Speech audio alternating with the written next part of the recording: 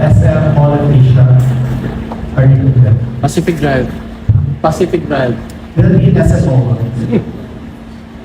They will all come down from the escalators, the main ones. All of them will come down. Then they will go to the tram where they're gonna parade around more. They will all come down from the escalators, the main ones. All of them will come down. Then they will go to the tram where they're gonna parade around MOA. From MOA, so photographers.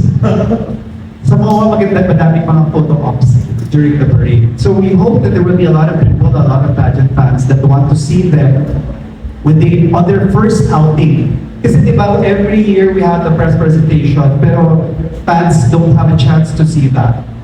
And sobrang excited na yung mga fans to see them. So, go to SM MOA. It's gonna be at 3 p.m.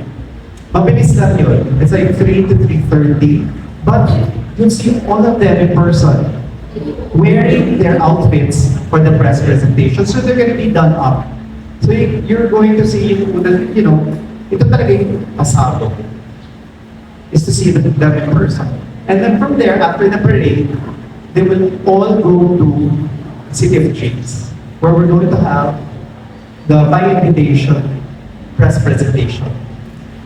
So over there, we're also going to do something slightly different. But you'll get to see them next to each other. Kasi alam ko, na-excite na kayo. Nakikita nyo lang yung mga photos, nakikita nyo lang yung mga pasabog videos. And I guess this year, tawang-tawa ako, somebody said, this is the year of the reveal. Kasi parang everyday na lang may mga reveal.